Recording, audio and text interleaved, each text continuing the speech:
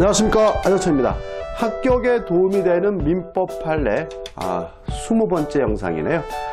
타인의 이름으로 한 대출, 다시 말하면 남의 이름으로 한 대출의 효력은 어떻게 되는지에 대해서 판례를 정리할 건데요. 이것도 은근히 지문으로 참 잘 나오는 판례고, 이 판례를 이해하지 못하면 좀 뭔가 모순되는 것처럼 착각을 일으킬 수 있기 때문에 고민하시는 분들이 많은 판례입니다. 그래서 우리가 꼭 확실하게 내 것으로 만드셔야 되거든요. 자, 사실관계는 이렇습니다. 자, A라는 학교 법인이 있었어요. 근데 이 학교가 K라는 은행으로부터 대출을 받으려고 하는데, 문제는 대출 한도가 다 초과됐기 때문에 더 이상 대출을 받을 수가 없었어요. 자, 이게 이런 일이 벌어지는 이유는 뭐냐면, 사립학교법에서는 학교법원이 학교 건물이나 운동장을 담보로 해서 대출을 받을 수 있는 한도 금액을 엄격하게 제한하고 있거든요. 왜냐하면 돈을 너무 많이 대출받아서 학교가 돈을 못 갚아서 건물이나 운동장이 경매가 되면 이 학생들이 학기 중에 길거리로 나앉게 되고요. 큰 사회 문제가 되기 때문에 엄격한 제한을 두고 있어요. 그래서 아무튼 이러한 제한 때문에 대출을 받을 수가 없었습니다. 그래서 이 학교가 어떤 일을 하게 되냐면, 이 갑이라는 학교 선생님, 교직원을 내세우게 돼요. 학교 선생님들은 대출이 잘 되잖아요. 그래서 이 갑 학교 선생님이 은행에다가 자기 이름으로 뭐 하게 되는 거죠? 대출을 신청하게 되는 거고요. 이러한 대출 신청에 따라서 대출금은 은행에서 학교로 직접 지급이 됐고요. 그동안 원금과 이자도 다 누가 내고 있었냐면 학교가 내고 있었어요. 근데 문제는 이 학교가 폐교를 하게 됩니다. 없어지게 됩니다. 그래서 은행 입장에서는 돈 받을 데가 없으니까 이 교직원을 상대로 돈을 갚으라고 소송을 제기하게 됩니다. 이것에 대해서 갑 교직원 측의 변호사겠죠. 이런 주장을 하게 됩니다. 자신은 대출을 신청할 마음이 없었다는 거죠. 자기의 의사는. 근데 대출을 신청했으니까 외부에다가는 뭐 한 거죠? 대출을 신청한 거잖아요. 그러면 의사 표시가 뭐가 되어 있어요? 불일치되어 있고요. 자신도 그 사실을 알면서 했고요. 더더군다나 은행은 그 사실에 대해서 악이죠. 자, 왜냐하면 은행이 이 대출금을 누구한테 줬다고요? 갑에게 준 게 아니라 학교에다 줬으니까 은행도 그 사실을 이미 알고 있었다는 거예요. 그러면 자, 갑의 주장대로라면 의사와 표시가 불일치되어 있고 갑이 알면서 했으니까 지인이 아닌 의사 표시인데, 지인이 아닌 의사 표시는 원칙적으로 유효하지만 상대방이 알았거나 알 수 있었으면 무효인데, 은행은 상대방이 뭐예요? 악이죠. 따라서 무효다. 따라서 대출금을 갚지 못하겠다라고 갑이 뭐 하는 거죠? 주장하게 되는 거죠. 자, 이것에 대해서 우리 법원의 입장은 이렇습니다.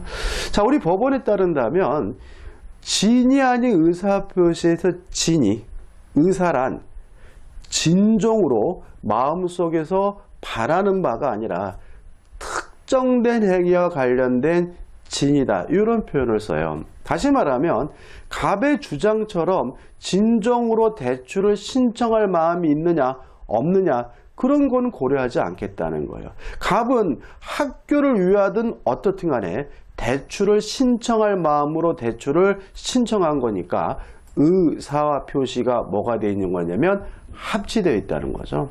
따라서 이러한 갑의 행위는 뭐가 될 수 없어요? 진이 아닌 의사 표시가 될 수가 없으니까 은행이 알았든 몰랐든 항상 뭐 한 거죠? 유효한 것이므로 갑은 은행에다 대출금을 변제하라고 판결을 내리게 됩니다. 다시 한번 말씀드릴게요.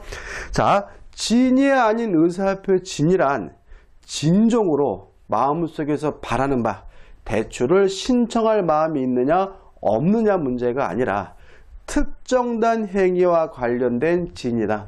따라서 갑이 학교를 위하든 어떻든 간에 그 대출을 신청하는 그 행위만을 놓고 본다면 대출을 신청할 마음으로 신청한 것이니까 의사표시가 뭐가 되어 있어요? 합치되어 있으니까 뭐가 아닌 거죠? 지인이 아닌 의사표시가 아니라는 것이 우리 판례 입장이죠. 이것도 아주 시험에 참 잘 나옵니다. 일단 기억해 두시고. 근데 이것과 유사한 판례가 또 있어요. 자, 일단 사실관계는 똑같습니다. 학교가 대출을 받을 수 없어서 갑을 내서서 대출을 신청했는데 K은행이 갑을 상대로 돈을 갚으라고 소송을 제기한 경우에요. 자, 이 경우에는 지금 요 학교를 기준으로 해서 따져보게 됩니다. 자, 학교를 기준으로 하면 지금 학교는 어떤 의사냐면 학교 자신이 대출을 받고 싶은 의사인 거죠. 근데 지금 대외적으로는 누굴 내세웠어요? 교직원, 갑을 내세웠으니까 이렇게 따지게 되면 의사 표시가 명백히 뭐가 돼요? 불일치되는 거죠. 그뿐만 아니라 이 은행의 행동을 보면은 은행이 대출금을 누구한테 줬어요? 학교에다 줬죠.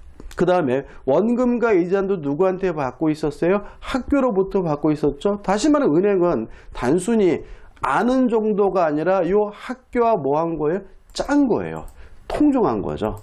따라서 이렇게 따지게 되면 이러한 이 갑의 행위는 통정허위 표시로서 무효다.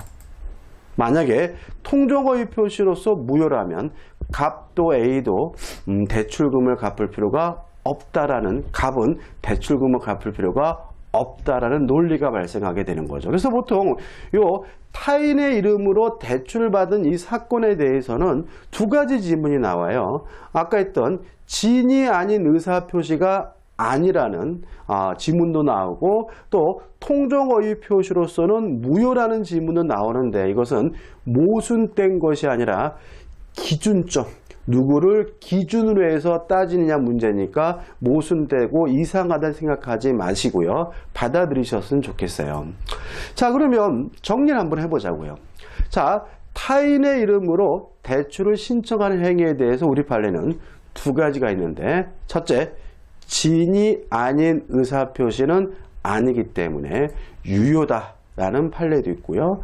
두 번째, 통정허위 표시로서는 무효다 라는 판례도 있다 해가지고 헷갈리신다면 요 마지막 결론이라도 꼭 머릿속에 숙지해 주시기 바라고요. 자, 이번 영상 여기까지고요. 대단히 중요한 판례니까 꼭 머릿속에 숙지해 주시기 바랍니다. 자, 도움이 되셨다면 구독, 좋아요도 부탁드릴게요. 자, 고맙습니다.